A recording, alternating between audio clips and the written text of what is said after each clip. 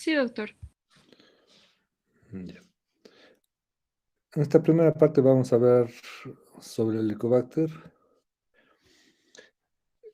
En 1875 ya hubo científicos alemanes que descubrieron bacterias espirales en estómagos humanos. Y en 1899, en Cracovia, el profesor Jaworski encontró bacterias espiraladas y sugirió su participación en enfermedades gástricas. Sin embargo, no hubo impacto debido a los escritos estaban en polaco. Fue redescubierto en 1979 por el australiano Robin Warren, quien con Barry Marshall en 1981 aisló este microorganismo de mucosas de estómagos humanos y fueron los primeros en cultivarla. Warren y Marshall afirmaron que muchas de las úlceras gástricas y gastritis estaban causadas por la colonización del estómago por esta bacteria. Marshall ingirió un cultivo de Helicobacter pylori, desarrollando una gastritis y recobrando la bacteria de su propio revestimiento estomacal, cumpliendo 3 de los 4 postulados de Koch. Marshall y Warren descubrieron que los antibióticos eran efectivos para el tratamiento de la gastritis. Y en 1994, el NI, los Institutos Nacionales de Salud en Estados Unidos, ya afirmaron que las úlceras pépticas eran causadas por Helicobacter pylori e incluyeron los antibióticos en el tratamiento. El Helicobacter ha ido desde 1983, ha ido cambiando los nombres de Campylobacter, Campylobacter pylori, y actualmente el Helicobacter pylori desde el 89, que es la especie de un nuevo género de Helicobacter. En los inicios se lo llamaba Campylobacter pylori.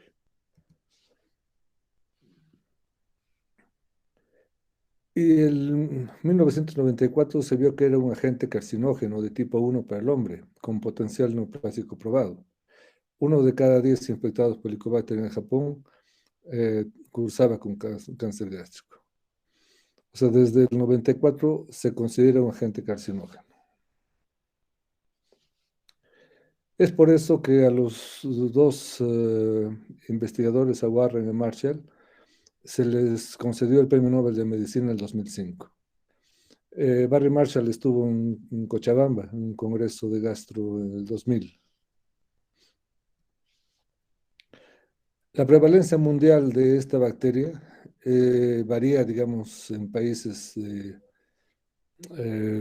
más desarrollados, donde hay mejores condiciones de agua potable, alcantarillado, todo.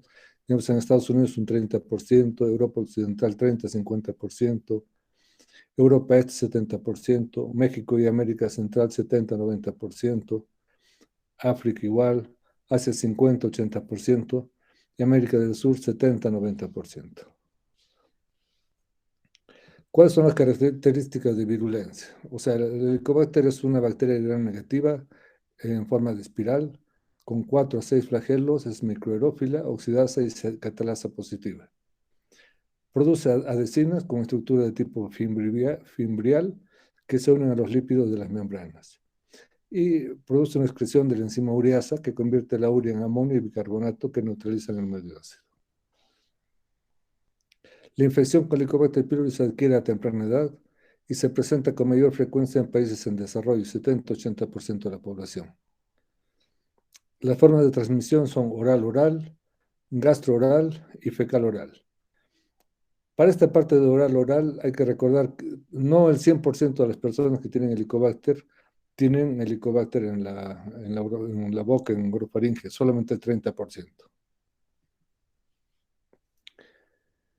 El Helicobacter tiene una actividad mucolítica. Por la ureasa, el moco de estómagos infectados tiene una concentración de amonio 4 veces mayor, produciendo una lesión directa, aumento del pH y desestabilización de la estructura micelar que disminuye la capacidad de difusión de los hidrogeniones. Tiene un aumento de permeabilidad del moco a los hidrogeniones, 10% después de 12 horas de incubación y 32% a las 48 horas. A través de las adhesinas tiene una adherencia a la mucosa gástrica y hay cambios cualitativos y cuantitativos en el moco gástrico en relación con la adherencia. Favorece la liberación de toxinas directamente sobre las células epiteliales. A través de la citotoxina vacuolizante, VACA, es la responsable de vacuolización intracelular, necrosis y apoptosis. El gen KGA está asociado a la citoxina, tiene mayor producción de interleuquina y mayor inflamación. Ambos genes deben estar presentes, dando lugar a un fenotipo de bacteria patógena. Existen proteínas superficiales implicadas en fenómenos de adhesión y alteración de la arquitectura de la mucosa gastrodenal. Hay una toxicidad ligada a un lipopolisacárido de la superficie del Helicobacter pylori y hay un factor activador plaquetario.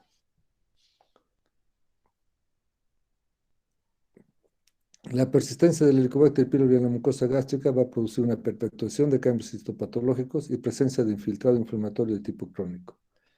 La activación de polimorfos nucleares mediada por la interleuquina 8 y mecanismos lesionales gástricos mediados por linfocitos T van a aumentar la población linfocitaria T con CD4 positivo y producción de citoquinas y sustancias con toxicidad directa como el factor de necrosis tumoral, produciendo una destrucción de la barrera epitelial. Puede haber un efecto sobre la secreción ácida multifactorial.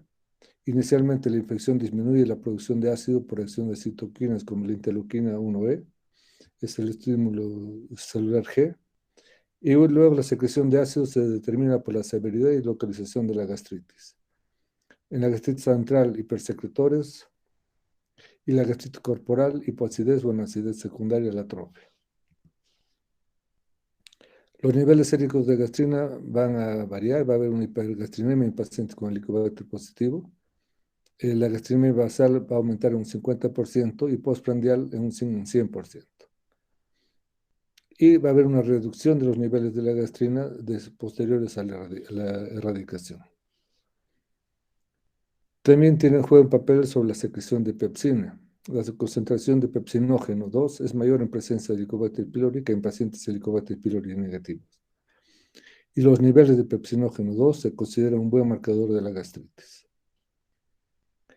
La infección por Helicobacter pylori puede ser sintomática en 30% o asintomática en más del 70%. En ausencia de erradicación, una infección por Helicobacter puede persistir durante toda la vida. El sistema inmune humano es incapaz de erradicarla. Puede adquirir una forma cocoide o de resistencia, especialmente cuando se da un tratamiento por corto plazo o en que adopta una forma cocoide y después de un tiempo vuelve a adquirir su forma normal.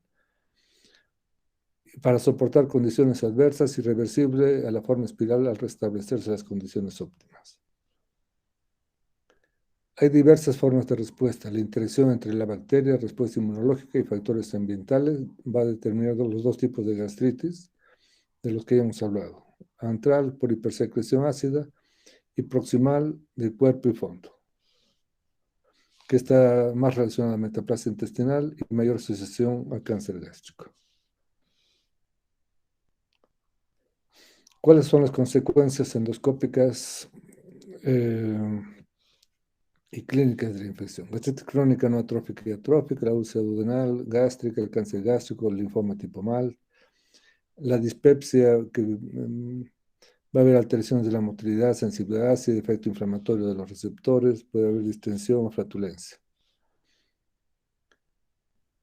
Digamos, el 70% de los pacientes con Helicobacter no van a tener síntomas, como decíamos, y el 30% van a estar relacionados con el 70% sintomáticos y la mayor preponderancia de problemas es la úlcera duodenal, la úlcera gástrica y la gastritis y el cáncer gástrico.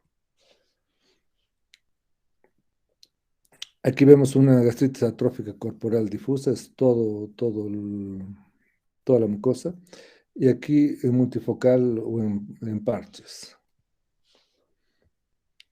Este es un estómago normal, una mujer de 72 años con un estómago no infectado. Y aquí es una mujer de 72 años con un estómago infectado por Helicobacter pylori, que va a tener un riesgo mayor para el desarrollo del cáncer gástrico. En este trabajo de profesor Uemura del Japón, el amarillo es leve, el celeste moderado y el lila o violeta eh, severa. A mayor edad, con la infestación de Helicobacter, va a haber mayores síntomas más graves.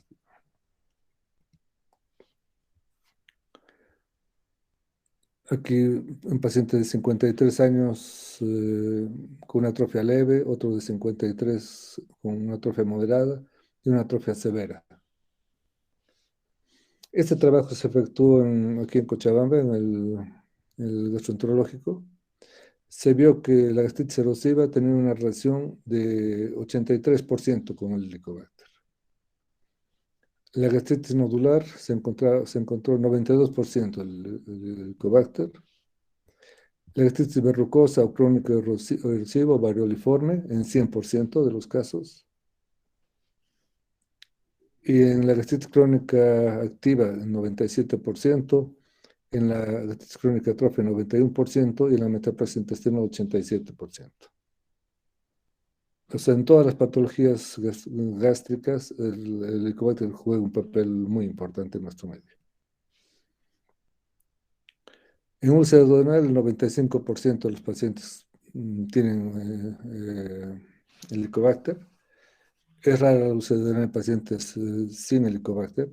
Por eso que si tenemos pacientes con úlcera duodenal, aunque no demostremos la bacteria, hay que hacer el tratamiento. Con la úlcera gástrica, el 70-85% están relacionados con el Helicobacter. Aquí hay una úlcera duodenal y aquí una úlcera gástrica. Recordar solamente en esto que hay que tomar, en las úlceras gástricas, siempre tomar biopsias de los bordes.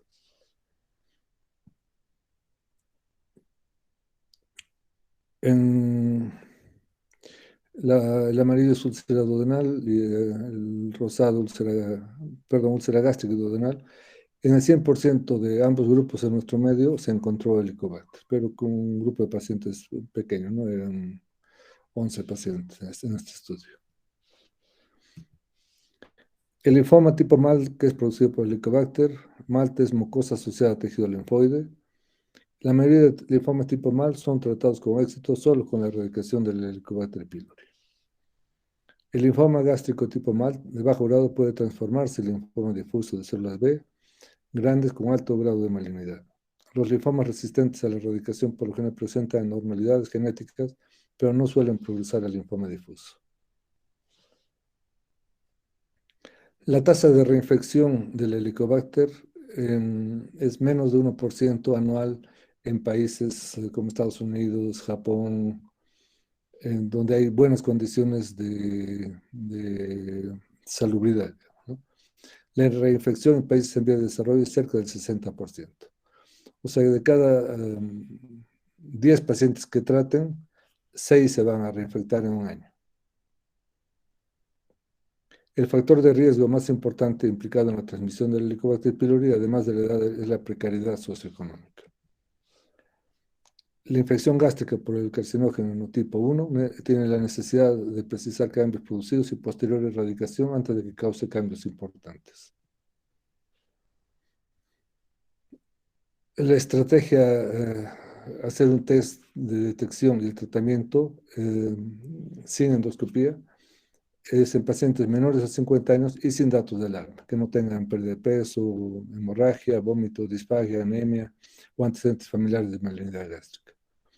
Si no, más de 50 años o con datos de alarma, tienen que ser sometidos a endoscopía. En pacientes helicobacter positivos con enfermedad por reflujo, la supresión ácida a largo plazo conduce a un cambio de gastritis central a gastritis predominante del cuerpo, acompañado de un aumento de la atrofia del cuerpo. Se puede prevenir por erradicación previa a la supresión ácida a largo plazo con IBPs. Yo fui invitado a este simposio en el Japón. Esta joven tenía 19 años, sus padres eran millonarios y en Japón, y tenía síntomas dispépticos que la trataron de forma muy superficial. Casi después de unos 8 meses, unos 10 meses, le hicieron una endoscopia en Japón y encontraron un cáncer gástrico avanzado con el que ya no se pudo hacer nada. Y como la familia contaba con muchos recursos, invitó a varios profesionales de todo el mundo para hacer este simposio sobre el Helicobacter. Bueno, vamos a hablar sobre el cáncer gástrico. En la epidemiología del cáncer gástrico, si es que hay preguntas, después vamos a hacer de ambos temas, por favor. En la epidemiología, alta incidencia, pese a que en los países industrializados está disminuyendo. Esto es por los antioxidantes que se usan, el menor consumo de sal, tratamiento de erradicación del Helicobacter pylori. De todas maneras, que está bajando esta incidencia, es el quinto cáncer más común en todo el mundo y continúa siendo la tercera causa de mortalidad por cáncer en el planeta. El riesgo relativo al cáncer gástrico al suprimir la infección del Helicobacter pylori, la gastritis cuerpo predominante o la pangastritis logra ser curada después de la erradicación.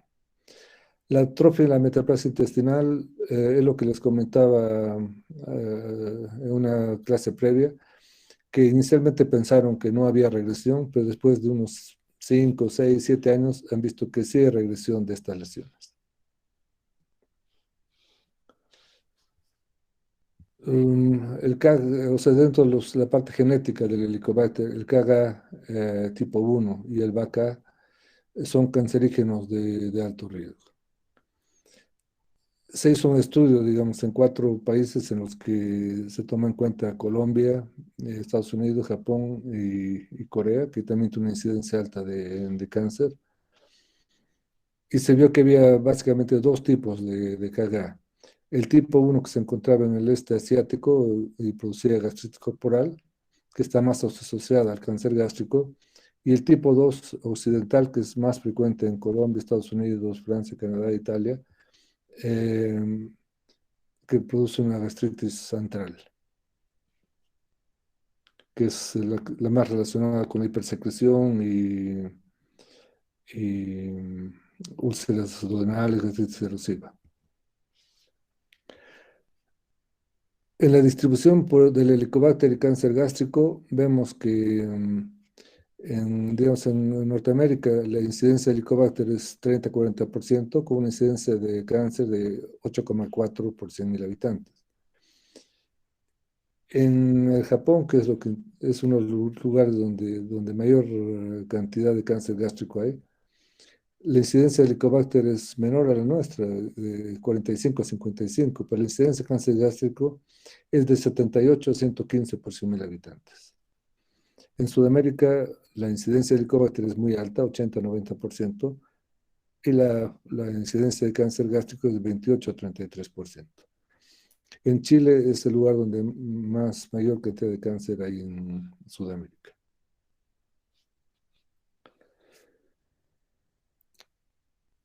En la epidemiología del cáncer gástrico, el adenocarcinoma es el de mayor incidencia. Existe tendencia universal de disminuir la incidencia global del cáncer gástrico, pero está en aumento la incidencia del cáncer cardial. El 97% el cáncer cardial está relacionado con el reflujo, ¿no? El 97% de carcinomas gástricos son adenocarcinomas y el restante, el 3%, linfoma, leiomiosarcoma, tumor carcinoide y sarcoma. En la distribución anatómica, el 70% de los cánceres están en antro y cuerpo.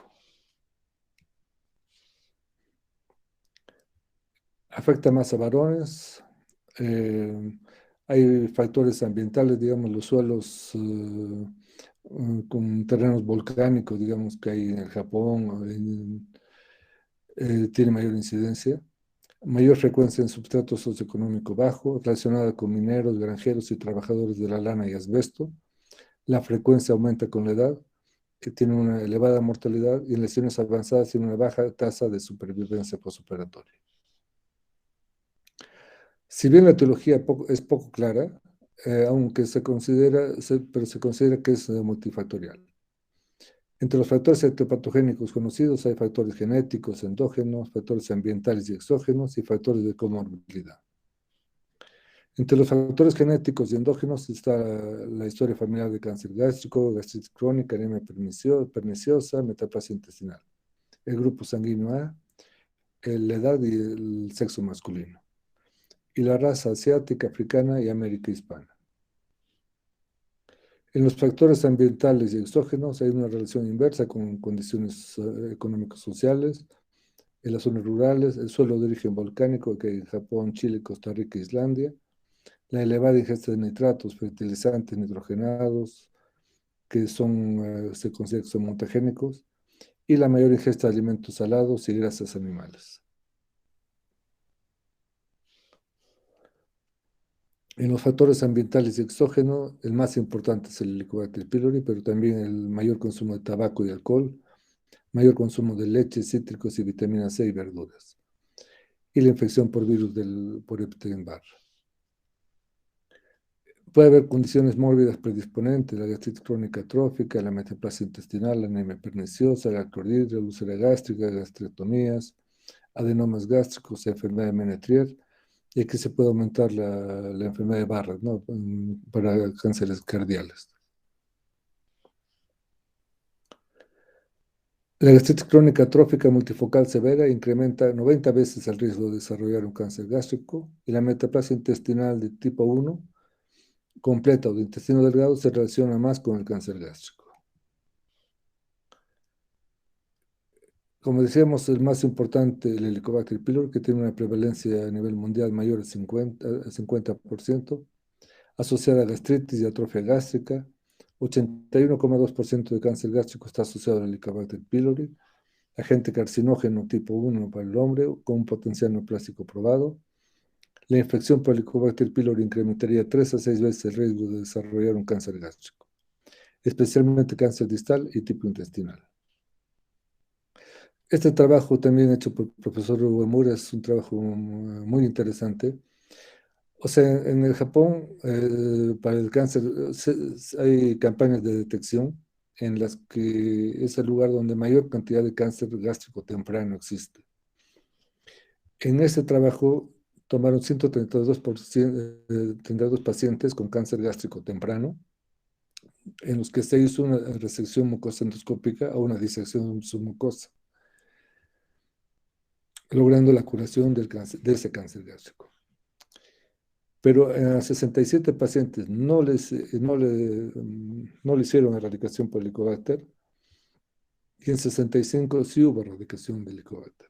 En el grupo que no tuvo erradicación de Helicobacter, hubo un cáncer metacrónico en el 16% de los pacientes, o sea, volvieron a tener un cáncer gástrico en otra parte del estómago, 16% de este grupo de pacientes, contra 3% del grupo de pacientes que sí recibió erradicación. No está en el trabajo si hicieron control de erradicación después por ahí tenía resistencia a los medicamentos, una cosa así, ¿no?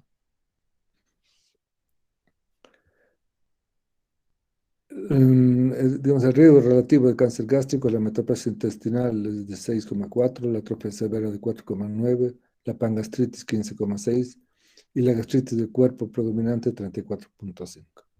El 60% de pacientes que desarrollaron cáncer gástrico, o sea, este trabajo también es importante porque al principio, digamos, en el Japón también, pacientes que acudían por displasia se les hacía la endoscopía, tal vez tomaban una biopsia, digamos, para ver si había helicobacter, pero no había biopsias seriadas como las que les mostré ayer, eso del protocolo de Sydney. Entonces, no se efectuó ningún examen patológico de endoscopía previa y fueron catalogados como una dispepsia no ulcerosa. Y poco tiempo después desarrollaron cáncer gástrico. Si se hubieran tomado las biopsias, es posible que se hubiera encontrado una metaplasia intestinal, atrofia severa o otro tipo de problemas, ¿no? Los cambios histopatológicamente encontrados en pacientes que a la visión endoscópica eran normales con Helicobacter pylori, presente en 20-50% y hasta el doble a los 65%, Es la gastritis crónica activa, la atrofia glandular, la metaplasia intestinal y la displasia. A mayor atrofia gástrica, mayor incidencia de cáncer gástrico. Es por eso que cuando se toma la endoscopía hay que procurar siempre tomar varias biopsias, como les comenté.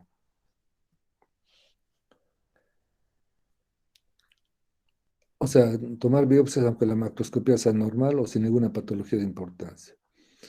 Lo ideal es la erradicación del Helicobacter antes de que ocurran cambios avanzados en la mucosa gástrica o prevenir la infección por con el Helicobacter.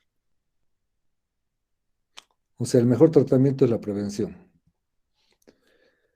Y esto que ya les he mostrado ayer también, el modelo de carcinogénesis de Correa, de una mucosa normal, el helicobacter va a llevar a una gastritis crónica activa, a una atrofia glandular, a una metaplasia intestinal, displasia de bajo grado, displasia de alto grado, adenocarcinoma gástrico.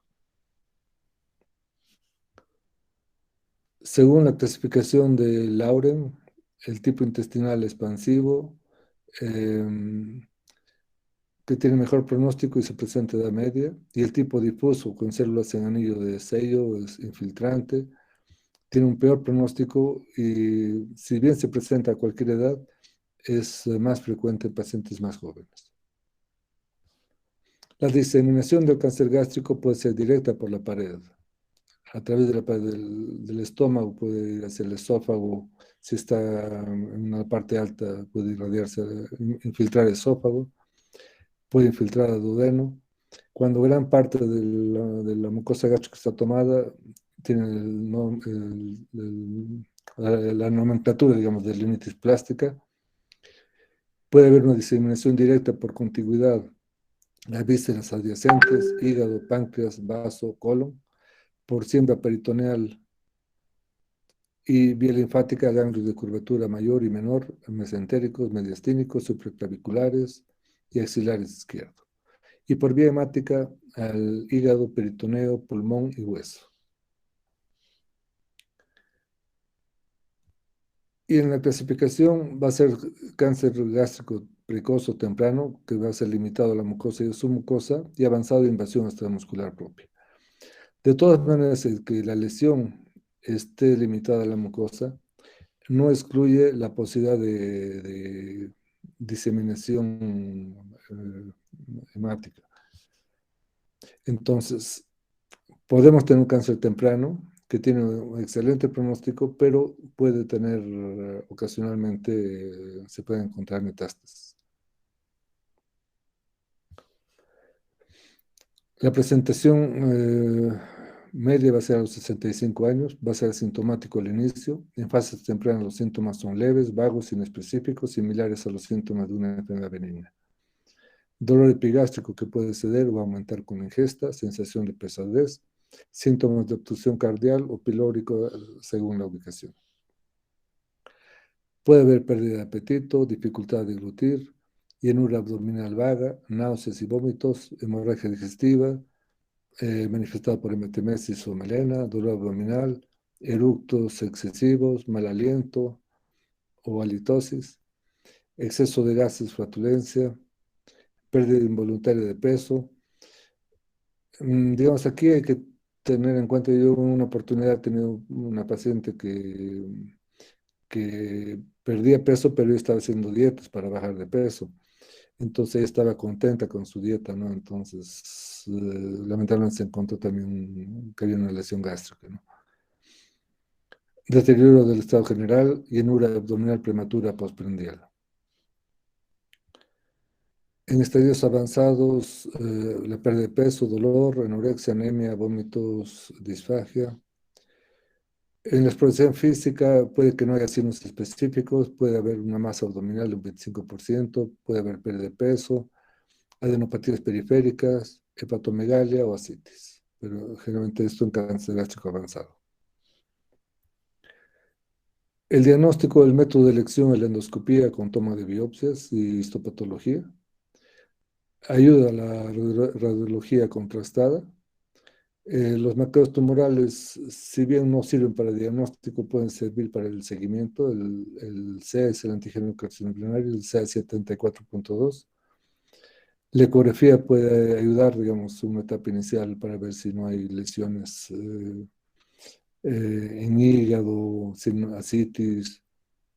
La endoscopía ayuda para ver los planos de invasión, si va a veces más allá de la submucosa, y la tomografía de abdomen y tórax para ver si hay otro tipo de lesiones.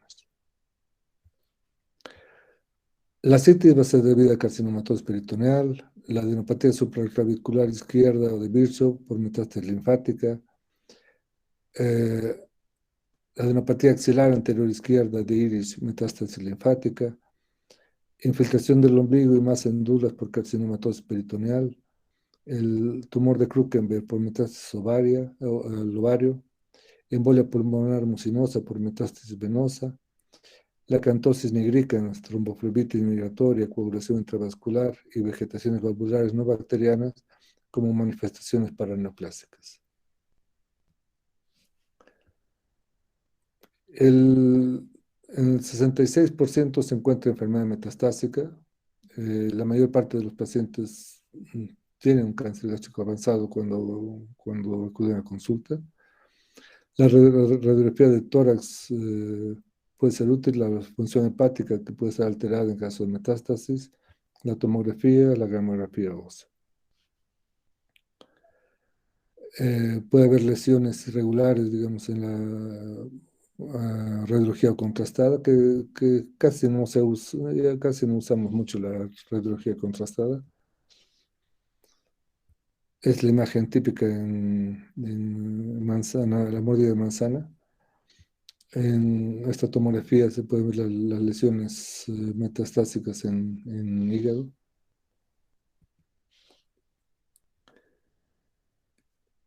Y podemos tener las lesiones endoscópicas grandes, ¿no? La clasificación de Borman habla del cáncer gástrico avanzado. La lesión elevada es polipoideo tipo 1. El tipo 2 ulcerado de bordes elevados. Tipo 3 ulcerado infiltrante. Tipo 4 infiltrativo difuso.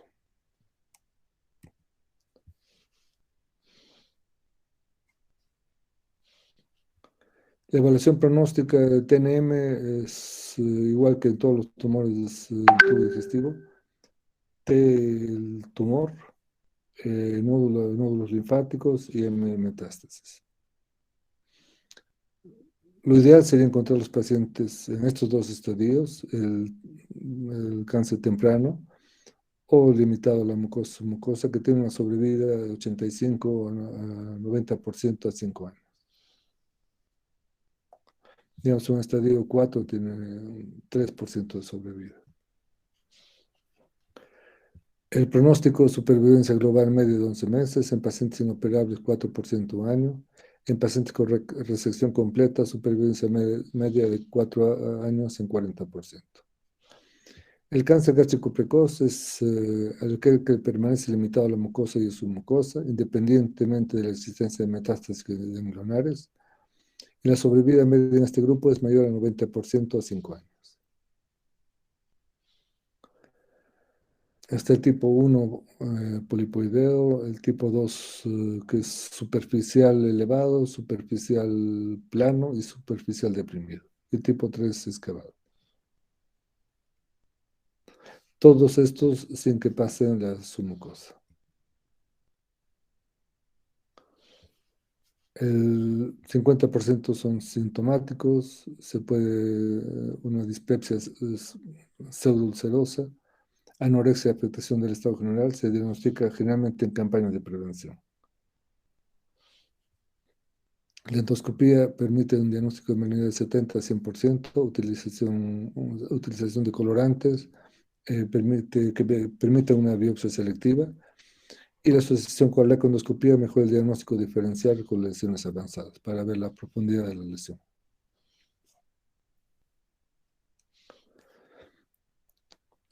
Aquí hay una lesión temprana, así polipoidea.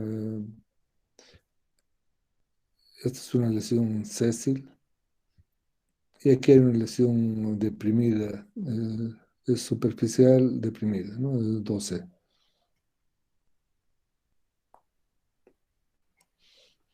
El diagnóstico diferencial con la úlcera gástrica benigna. Acordarse que 2 a 10% de las úlceras que radiológicamente fueron diagnosticadas como benignas son malignas. Por eso es que siempre hay que biopsiar las úlceras gástricas.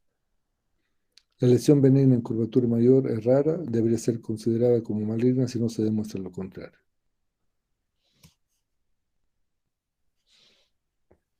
En el tratamiento de la cirugía, la resección es el único tratamiento que ofrece posibilidades de curación. Se asocia a linfadirectomía. La radioterapia y quimioterapia administrada después de la cirugía mejoran las posibilidades de curación. Para los pacientes en los cuales la cirugía no es una opción, la quimioterapia y la radioterapia pueden mejorar los síntomas. Y como medida de paliativa, en algunos pacientes, un procedimiento de derivación para, si dice, una estenosis antral, una derivación quirúrgica, hacer un bypass, puede brindar un alivio de los síntomas. La cirugía curativa tiene un 11% de mortalidad. La gastrectomía total indicada de acuerdo a la localización del tumor, si son subcardiales, del techo gástrico y del fondo. Si no hay metástasis, no hay extensión extragástrica, puede efectuarse cirugías gástricas subtotales, distales en las lesiones prepilóricas o en las lesiones pequeñas del cuerpo gástrico. El pronóstico, la supervivencia de 5 años oscila entre 80 y 100%. El pronóstico va a depender de la profundidad de la infiltración y la existencia de metástasis ganglionares. Esto es en el cáncer gástrico precoz, ¿no? O temprano. El pésimo pronóstico de esta patología ha sido revertido en gran manera gracias a avances en su diagnóstico y tratamiento temprano. Esto ha ocurrido en especial en Japón, donde casi el 50% son diagnosticados en esterilidad in situ, pero a través de campañas en las que hacen radiología y endoscopía, como hacen aquí en este momento las vacunas, de manera a toda la población de riesgo. Digamos, esta técnica, la disección submucosa, no la hacemos en nuestro medio todavía. Digamos, esto es también del Japón. Un paciente con un cáncer gástrico no invade la submucosa, pero es una lesión grande. Y esta es la resección, una disección submucosa endoscópica.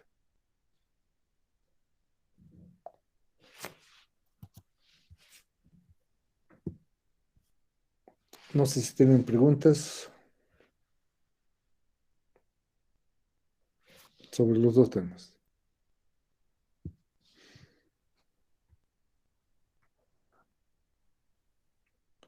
Bueno, si no hay preguntas, mañana vamos a avanzar de hemorragia digestiva alta. Conmigo terminan, pasado mañana empezaré con el doctor Sánchez.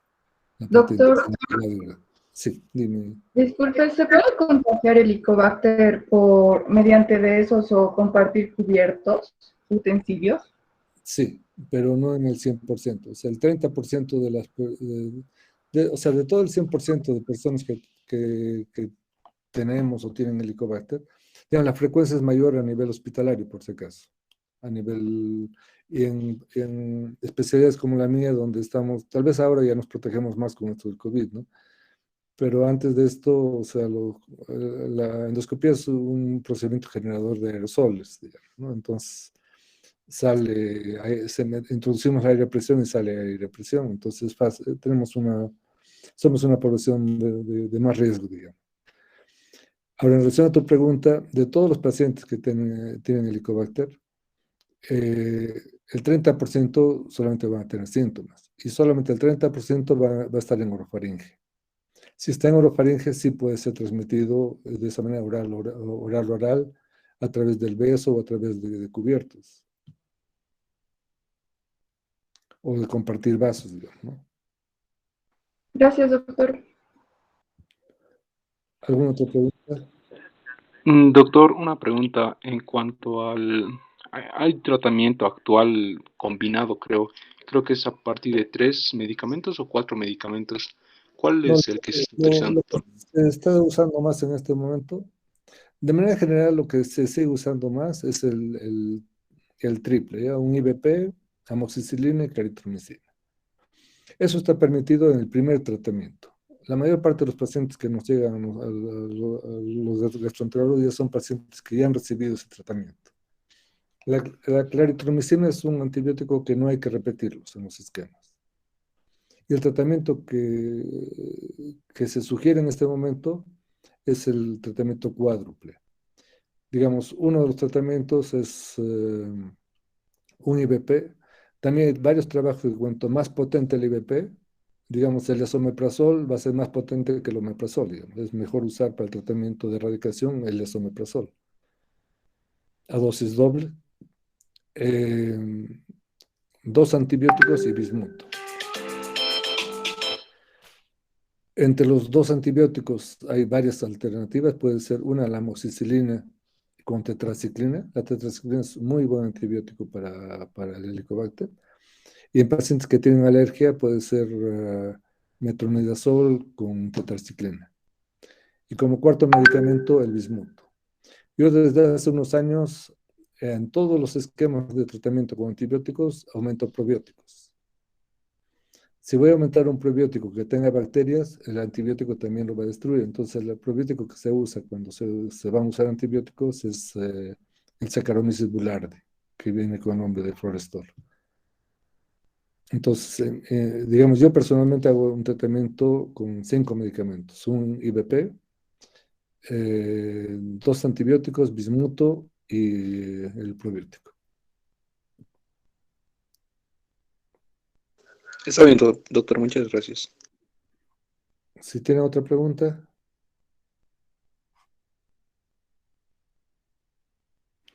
bueno, nos vemos mañana en la última clase conmigo.